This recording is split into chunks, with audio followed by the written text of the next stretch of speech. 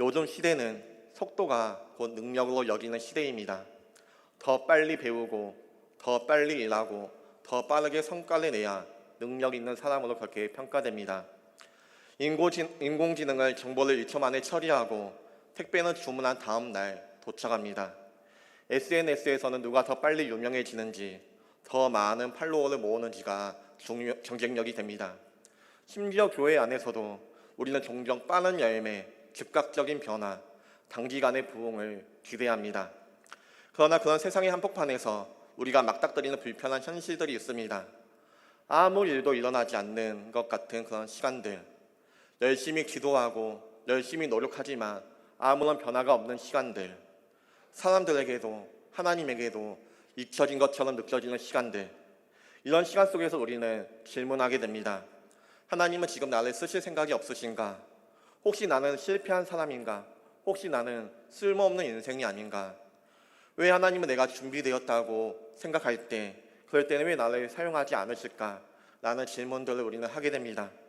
그러나 성경은 분명히 우리에게 이야기하고 있습니다. 하나님께서는 누군가를 하나님의 사람으로 쓰기 전에 반드시 그 사람에게 숨기는 시간을 가지신다는 것입니다. 하나님을 부르시는 사람은 바로 사용하지 않으시고 먼저 광야로서, 감춰진 자리로서, 잊혀진 곳으로 이끄신다는 것입니다. 이것은 성경 전체에 흐르는 일정한 패턴입니다. 모세는 왕궁의 권력자에서 미디안 광야의 목자로 40년의 시간을 보내야 했습니다.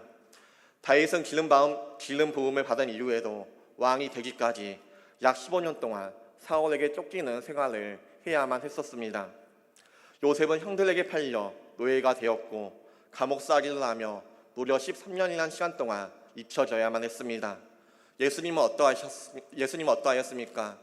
예수님은 하나님의 아들이셨지만 30년 동안 침묵 가운데 가정과 마을 공동체에서 철저하게 숨겨진 삶을 사셔야 했습니다. 이제 우리는 사도 바울이라는 한 인물을 주목합니다. 신약 성경의 절반을 기록하였고 3차에 걸친 선교 여행을 통하여서 유럽 대륙에 복음을 심었습니다. 그 누구보다도 뜨겁게 하나님을 사랑하였고 헌신적인 일을 했던 인물이 바로 사도 바울입니다.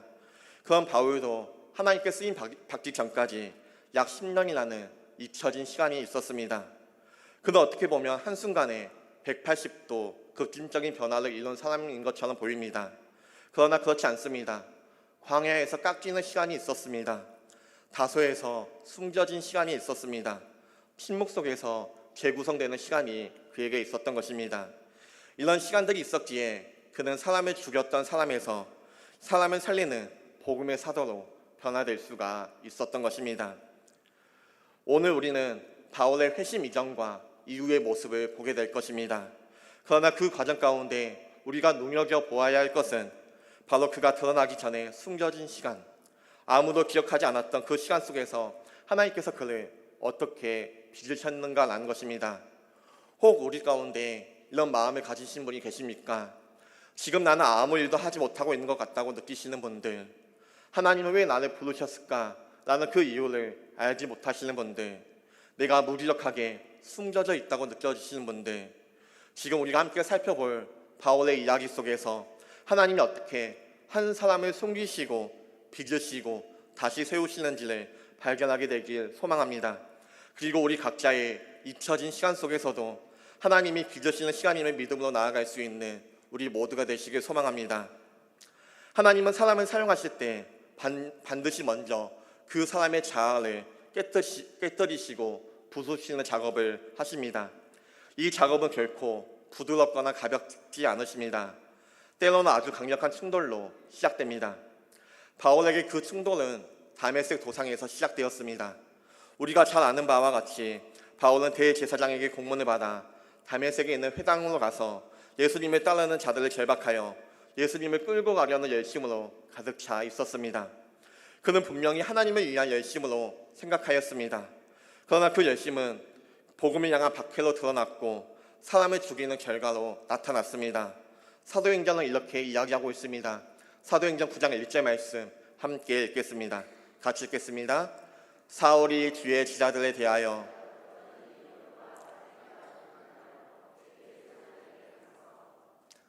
바울은 종교적인 확신에 가득 찬 사람이었습니다. 가말리엘의 문화에서 최고의 율법 교육을 받았고 바리새인의 열심을 지녔습니다. 자신의 정통성과 순결성을 위하여서 어떤 희생도 마다하지 않았습니다. 그는 내가 하나님을 잘 믿고 있다라고 굳게 확신하였지만 실제로는 하나님을 대적하고 있었던 사람이었습니다. 빌립보서 3장 5절과 6절 말씀을 보면 그런 그의 고백이 이렇게 담겨 있습니다.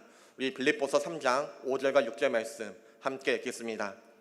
나는 8일 만에 할례를 받고 이스라엘 족속이요 베냐민 지파요 히브리인 중에 히브리인이요 율법으로는 바리새인이요 열심으로는 교회를 박해하고 율법의 의로는 흠이 없는 자라. 그는 완벽주의자였습니다. 흠이 없는 율법 준수자.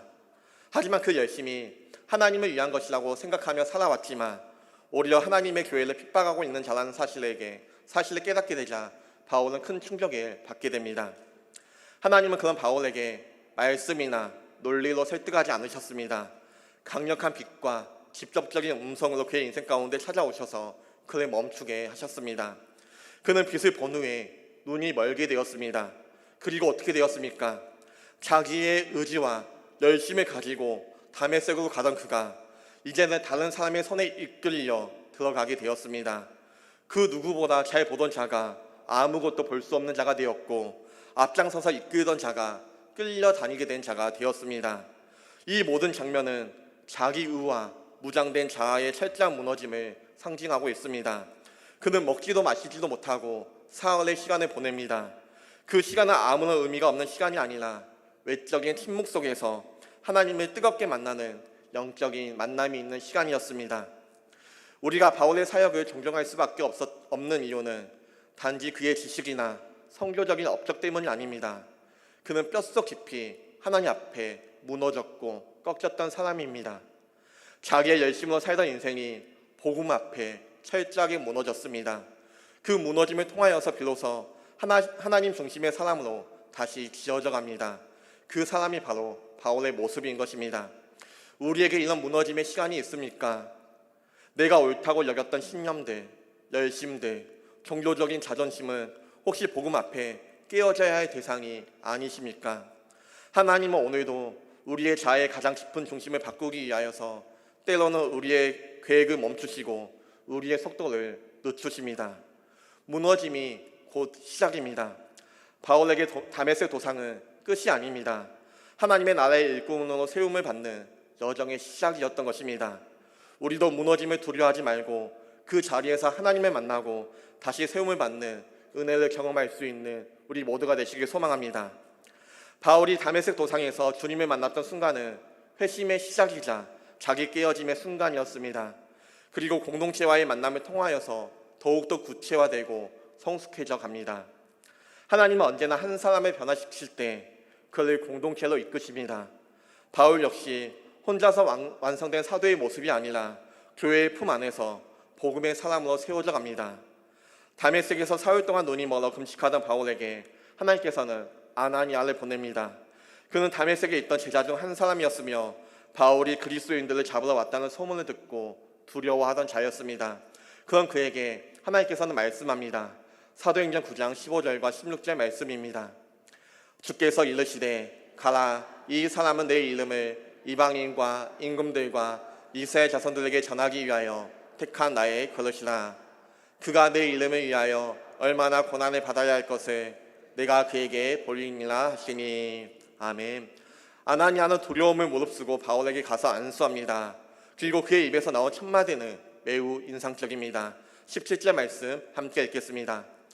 아나니아가 떠나 그 집에 들어가서 그에게 안수하여 이르되 형제 사오라, 주 곧 내가 오는 길에서 나타나셨던 예수께서 나를 보내어 너로 다시 보게 하시고 성령으로 충만하게 하신다 하니. 아멘. 아나니아가 사울을 보자 첫 마디 어떻게 이야기합니까? 형제 사오라, 그렇게 인사합니다. 이거는 단지 인사말이 아닙니다. 바울은 불과 며칠 전까지 그리스도인들을 죽이려고 했던 사람입니다. 그러나 아나니아는 그를 형제라고 부릅니다. 이 호칭은 그리스도 안에서 새로운 정체성과 복음을 만들어내는 관계의 회복을 상징하고 있습니다. 그리고 놀라운 일들이 일어납니다. 바울의 눈에서 비늘 같은 것이 벗어져 다시 볼 수 있게 된 것입니다. 눈이 다시 열리는 순간 육체적인 치유를 넘어서 영적인 눈이 열리는 것입니다.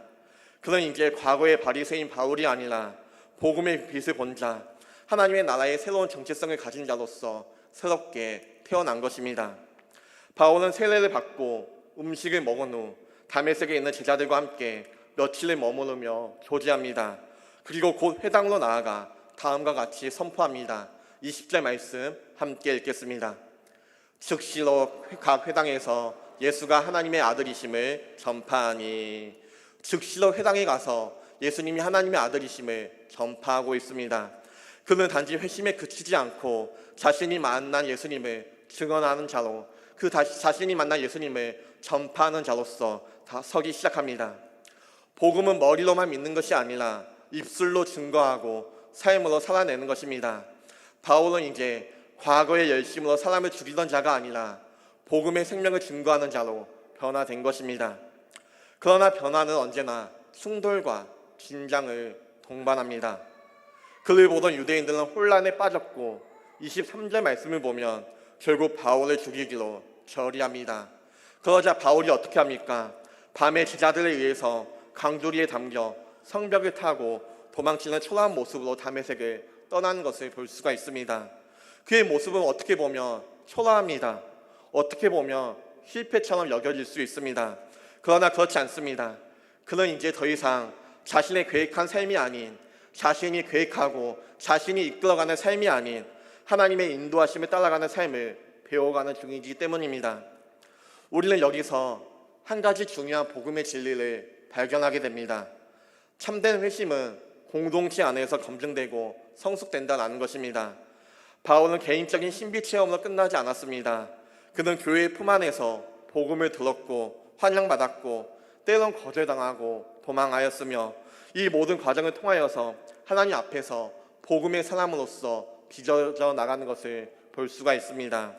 복음은 단지 하나님과 나 사이의 관계만 회복되는 것이 아니라 하나님과의 관계를 회복시키는 동시에 공동체와의 관계를 재건하는 능력을 가지고 있습니다. 회심은 개인적인 체험으로 시작되지만 교회를 통하여서 구체화되고 완성되는 것을 볼 수가 있습니다. 여러분은 복음을 믿고 난 후에 공동체 안에서 어떤 회복을 경험하셨습니까? 혹시 공동체에서 상처받고 떠난 채 개인의 신앙만 유지한 채 그렇게 계시지는 않으십니까? 하나님은 혼자 있는 신앙을 기뻐하지 않으십니다. 교회는 불완전하지만 하나님이 세우신 훈련의 터전입니다. 복음은 사람을 교회로 이끕니다. 진짜 변화는 공동체 속에서 사랑하고 용납하고 때로는 갈등하며 자라는 가운데 이루어지는 것입니다. 바울은 그 여정을 걸었습니다. 우리도 교회라는 공동체 속에서 새로운 정체성을 입고 살아가는 주님의 사람으로 세워주시길 간절히 소망합니다. 바울은 다메섹에서 눈을 뜬 후에 복음을 증거하기 시작하였지만 위협을 받아 급히 피시네아에 있습니다. 우리는 그가 회심 후에 곧장 예루살렘으로 가서 사도들과 사역을 함께 시작했을 거라 생각합니다. 그러나 갈라디아서 1장의 말씀을 보며 전혀 다른 사실을 우리에게 이야기해주고 있습니다. 갈라디아서 1장 17절 말씀 같이 읽겠습니다. 또 나보다 먼저 사도된 자들을 만나려고 예루살렘으로 가지 아니하고 아라비아로 갔다가 다시 다메섹으로 돌아갔노라. 아멘. 이 구절은 매우 중요한 단서를 우리에게 보여주고 있습니다. 바울은 회심 이후에 예루살렘이나 안디옥 같이 복음의 중심지로 갔던 것이 아니라 사람이 없는 광야로 갔다는 것입니다. 우리는 여기서 한 가지 질문을 하게 됩니다. 왜 하나님은 그토록 강력하게 바울을 회심시킨 이후에 바로 그를 사용하신 것이 아니라 아라비아 광야로 보내어서 그를 아라비아 광야로 보내셨을까라는 것입니다. 그 이유는 분명합니다. 하나님은 열심히 믿는 사람보다 하나님 앞에서 철저히 깨어진 사람을 통하여서 일하시기 때문입니다. 바울은 지적으로, 논리적으로, 열정적으로 이미 준비가 된 사람이었습니다. 그러나 그는 아직도 자기 안에 남아있는 율법적인 자존심들, 종교적인 우월감들, 인간적인 리더십에 대한 집착이 꺾이지 않은 상태였습니다. 아라비아 광야는 이 모든 것을 내려놓게 하는 훈련의 장소였습니다. 광야는 성경에서 반복적으로 등장하는 하나님께서 사람을 빚는 훈련소였습니다. 모세는 애굽 왕자의 신분에서 광야의 목자로서 40년을 보냈고 그 광야에서 하나님을 만났습니다. 다윗은 기름을 부음받고도 수년간 광야에서 쫓기며 왕이 아닌 도망자의 신세를 살아야 했습니다. 예수님도 공생애를 시작하기 전 성령에 이끌려 40년 동안 광야에서 시험을 받으셨습니다. 이처럼 광야는 무능함과 침묵이 우리를 지배하는 곳입니다. 도움이 없고 소식도 없고 자기를 알아주는 그 누구도 없습니다. 하나님만이 유일한 인도자여 선생이 되는 곳이 광야입니다. 바울도 그 광야에서 철저히 하나님을 만나며 하나님과만 씨름하는 시간을 보냈을 것입니다. 자신의 지식과 자신의 배경들, 이전까지의 열심이 아무 쓸모도 없는 곳에서 그는 복음의 본질을 다시 붙잡았을 것입니다. 그는 광야에서 철저하게 깨달았습니다. 율법이 아니라 은혜로 구원을 받는다는 진리, 유대인만이 아니라 모든 이방인을 위한 복음이라는 진리, 자신의 자격이 아닌 예수 그리스도의 십자가가 전부라는 그 진리, 이러한 진리는 바울이 훗날 고린도 교회, 갈라디아 교회, 로마 교회 등에 전한 복음 서신에 고스란히 녹아 있습니다. 아라비아 광야는 사도 바울의 신학이 태동한 그런 자리였을 것입니다. 성경은 바울이 아라비아 광야에서 어떤 시간을 보내었는지 구체적으로 이야기하고 있지 않습니다. 그러나 그 시간은 기록되지 않는 시간, 곧 잊혀진 시간입니다. 그러나 우리는 그 침묵 속에서 하나님이 하신 일들을 볼 수가 있습니다. 그는 자아를 내려놓는 훈련을 받았을 것입니다. 그는 기도하며 하나님의 계획을 되새겼을 것입니다. 그는 구약의 율법과 선지자의 말씀들을 다시 읽으며 예수 그리스도를 통하여서 해석해 나갔을 것입니다. 그는 고통 중에 복음의 위대함을 새롭게 붙잡았을 것입니다. 그리고 그 침묵은 하나님의 음성이 새겨지는 시간이었을 것입니다. 사랑하는 성도 여러분, 혹시 지금 내 삶 가운데 침묵과 고요만 흐르고 있지는 않으십니까? 모든 것이 멈춘 것만 같고 나를 아는 사람도 불러주는 사람도 없으십니까? 그렇다면 지금이 바로 하나님이 나를 빚고 있는 시간일 수 있습니다. 하나님은 침묵 속에서도 일하십니다. 광야는 하나님께 쓰임받기 위하여서 반드시 거쳐야 하는 훈련의 장소입니다. 잊혀진 자리에서 말씀을 붙들고 아무 일도 일어나지 않는 것처럼 보인다 할지라도 하나님을 붙들고 기다리는 그 시간 속에서 하나님은 우리의 중심을 바꾸시고 세상이 줄 수 없는 복음의 지피로 우리를 이끄신다는 것을 깨닫고 나아갈 수 있는 우리 모두가 되시길 소망합니다. 바울의 아라비아 광야에서의 시간을 통하여서 우리는 하나님이 사람을 다듬고 새롭게 빚으시는 방식을 볼 수가 있습니다. 그러나 놀라운 것은 그 훈련의 시간이 끝난 후에도 곧장 사도로 쓰임받는 것이 아니라는 것입니다. 사도 바울은 다시 자신의 고향 다소로 내려가 7년에서 10년 동안이라는 잊혀진 삶을 살아갔습니다. 오늘 본문을 보면 바울이 예루살렘으로 돌아왔을 때 많은 제자들이 두려워하고 그를 받아들이지 않았습니다. 바나바가 그를 변호하고 공동체를 연결해 주었지만 여전히 유대인들의 살해 위협은 지속되었습니다. 그러자 어떻게 합니까? 사도행전 9장 30절 말씀 함께 읽겠습니다. 형제들이 알고 가이사랴로 데리고 내려가서 다소로 보내니라. 아멘. 이 짧은 한 구절 속에서 바울의 인생에서 가장 긴 시간, 어쩌면 가장 깊은 외로움의 시간을 바울은 보내게 됩니다. 바울은 본래 그토록 열심히 넘쳤던 사람이었습니다. 복음을 전하지 않으면 견딜 수 없는 그 마음을 가지고 있었습니다. 어디서든 논쟁하고 가르치고자 했던 사람이었습니다. 그러나 하나님께서는 그를 어떻게 사용하셨습니까? 고향으로 돌려보냅니다. 고향 다소로 돌려보내어서 7년에서 10년에 가까운 침묵의 시간을 보내게 하십니다. 다소는 그가 태어난 도시이며 당시에 번성한 상업의 중심지였습니다. 그는 그곳에서 장막을 만드는 일을 하며 생계를 유지했을 것입니다. 그리고 여전히 기도하며 말씀을 연구하며 주변에 소규모 복음의 전도를 이어갔을 수도 있습니다. 그러나 사도행전도 바울 서신도 이 기간에 대해서는 침묵하고 있습니다. 이 침묵이 우리에게 중요한 메시지를 주고 있습니다. 하나님이 침묵하실 때 그것은 무관심이 아니라 준비의 기간이라는 것입니다. 우리는 종종 무대에서 내려온 시간들, 그 시간을 실패의 시간이라 생각합니다. 패배의 시간이라 우리는 여겨집니다. 그런데 하나님은 무대 뒤 보이지 않는 자리에서 사람을 가장 깊이 있게 빚으시는 것을 볼 수가 있습니다. 바울은 다소에서 사도가 아니었습니다. 목회자가 아니었습니다. 지도자도 아니었습니다. 그저 복음에 사로잡힌 평범한 사람으로서 일상 속에서 하나님과 동행하는 삶을 배워갔을 것입니다. 이 시간은 하나님 앞에 충성된 자가 되는 훈련, 사람의 박수가 없을지라도 예배하고 기도할 수 있는 사람으로 자라가는 시간이었을 것입니다. 그리고 사도행전 11장에서 놀라운 일이 벌어집니다. 안디옥 교회가 헬라인들에게 복음을 전파하며 급속하게 성장하던 그 시기에 예루살렘 교회는 그 소식을 듣고 바나바를 파견합니다.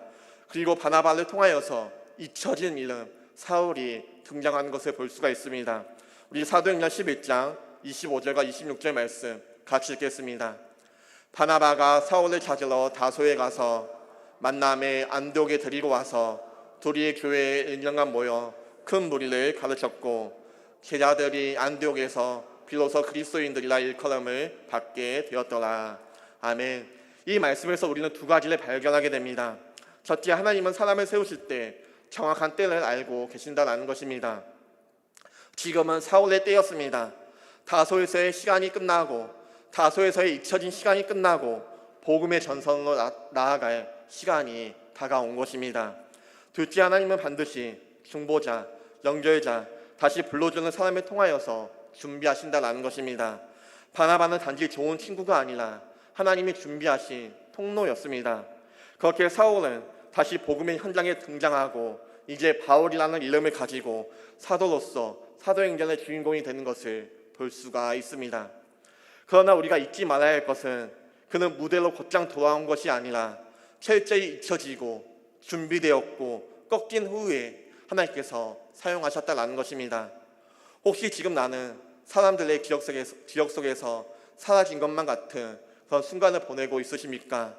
왜 하나님께서 나를 사용하지 않으실까?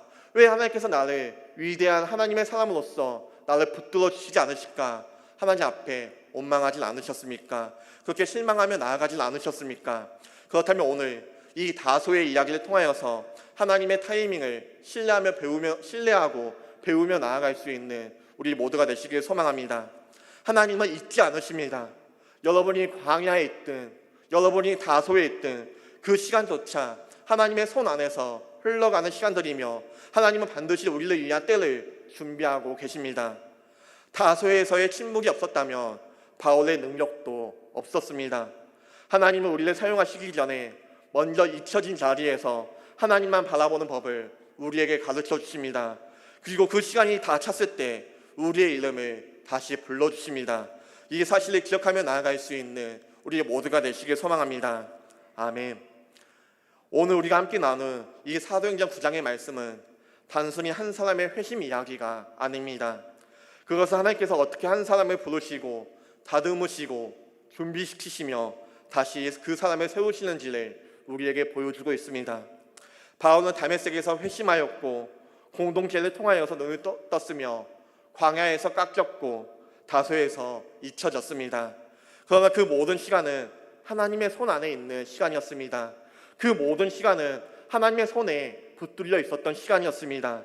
그 잊혀진 시간조차 하나님의 훈련이었으며 하나님의 은혜였습니다. 사도행전 9장 31절 말씀은 우리에게 이렇게 이야기합니다. 사도행전 9장 31절 말씀 함께 읽겠습니다.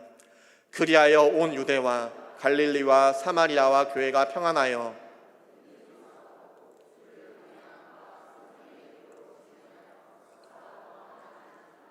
아멘. 흥미로운 것은 바울이 다소로 내려간 바로 그 후에 교회가 평안해졌다는 것입니다. 어떻게 보면 아이러니합니다. 한 사람의 열정적인 사역이 멈추었는데 교회는 오히려 평안해지고 든든해져 가고 있습니다. 이것은 우리에게 이 두 가지 사실을 깨닫게 합니다. 교회의 주인은 사람이 아니라 예수님이 주인이시라는 것을, 하나님은 우리 없이도 교회를 세워가신다는 사실을 우리에게 알려주고 있습니다.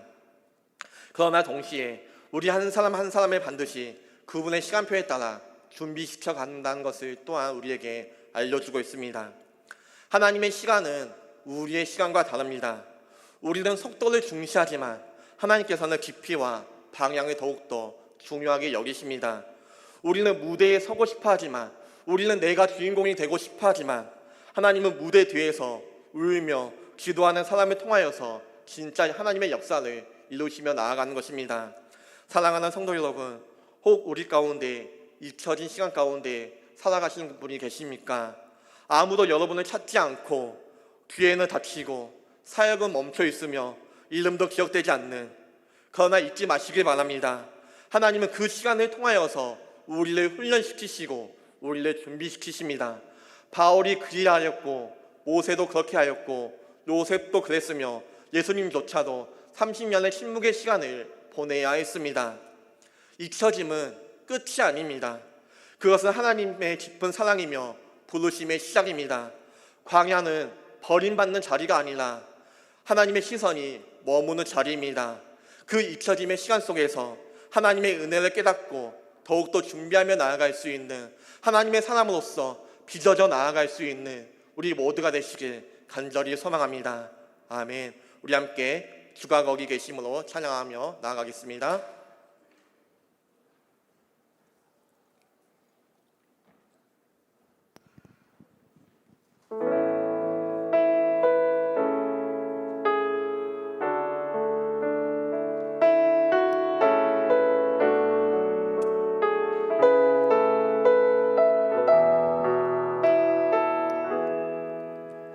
주님, 내가 광야 가운데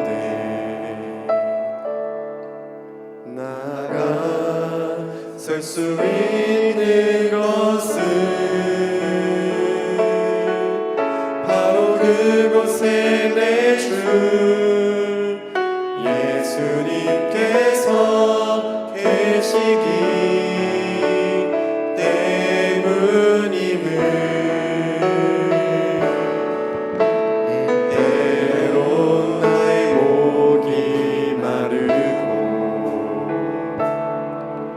눈물 흘러내릴 때도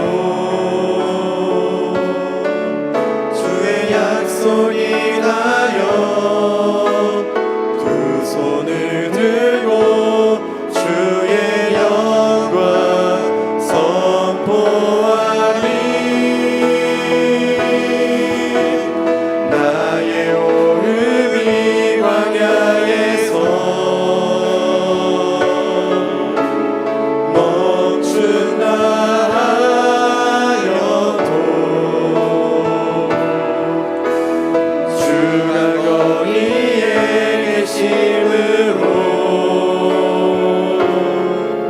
마지막 호흡도 예배하리. 그곳이 광야이든 푸른 초장이든 주가 거기 계심으로 주로 인해 시작된 나의 양에는 믿음으로 예배하는 것. 주님, 내가 광야 가운데 나가 설 수 있는 것은 바로 그곳에 내 주 예수님께서 계시기 때문임을. 때론 나의 목이 마르고 눈물 흘러내릴 때도 주의 약속이 나여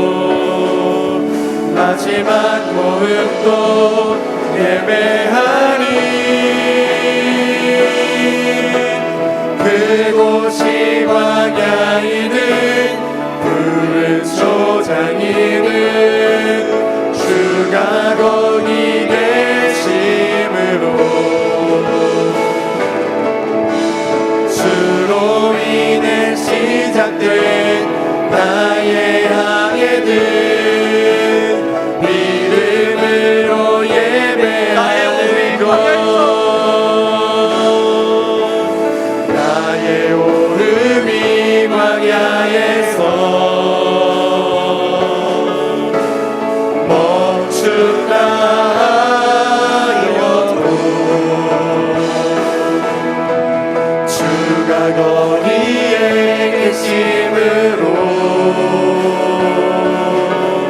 마지막 호흡도 예배하리. 그곳이 광야이든 푸른 초장이든 주가 거기 계심으로 주로 인해 시작된 나의 항해는 믿음으로 예배하는 것. 그곳이 광야이든 푸른 초장이든 주가 거기 계심으로 주로 인해 시작된 나의 항해는 믿음으로 예배하는 것. 나의 호흡이 광야에서 멈춘다 하여도 주가 거기에 계심으로 마지막 호흡도 예배하리. 그곳이 광야이든 푸른 초장이든 주가 거기 계심으로 주로 인해 시작된 나의 항해는 믿음으로 예배하는 것. 나의 호흡이 광야에서 멈춘다 하여도 주가 거기에 계심으로 마지막 호흡도 예배하리. 그곳이 광야이든 푸른 초장이든 주가 거기 계심으로 주로 인해 시작된 나의 항해는 믿음으로 예배하는 것. 나의 호흡이 광야에서 멈춘다 하여도 주가 거기에 계심으로 마지막 호흡도 예배하리. 그곳이 광야이든 푸른 초장이든 주가 거기 계심으로 주로 인해 시작된 나의 항해는 믿음으로 예배하는 것. 나의 호흡이 광야에서 멈춘다 하여도 주가 거기에 계심으로 마지막 호흡도 예배하리. 그곳이 광야이든 푸른 초장이든 주가 거기 계심으로 주로 인해 시작된 나의 항해는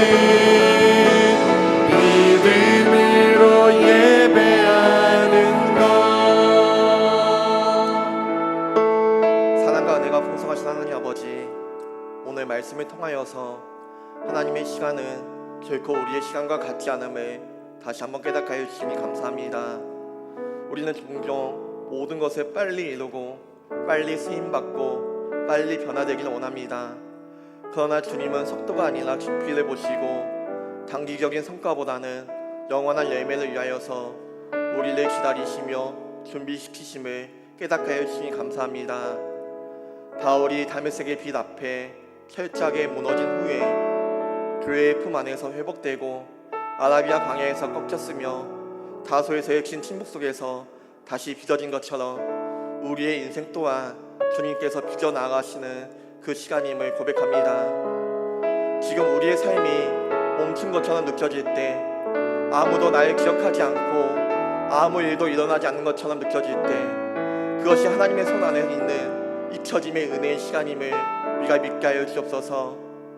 사람의 인정과 무대가 사라진 자리에서 주님만이 우리의 일로이자 소망이 되게 하시고, 광야의 고요 속에서 하나님의 음성을 더욱더 깊이 들으며 나아갈 수 있는 우리 모두가 될 수 있도록 주님 함께하여 주옵소서. 이제는 우리 주 예수 그리스도의 은혜와 하나님의 크신 사랑과 성령 하나님의 감화 감동 교통 역사하심이 잊혀짐과 광야의 시간 속에서 주님의 때를 신뢰하며 준비하기를 결단하는 사랑하는 성도님들 머리 위에, 첨단 제자식교회 머리 위에 이제부터 영원까지 함께 있을지어다. 아멘.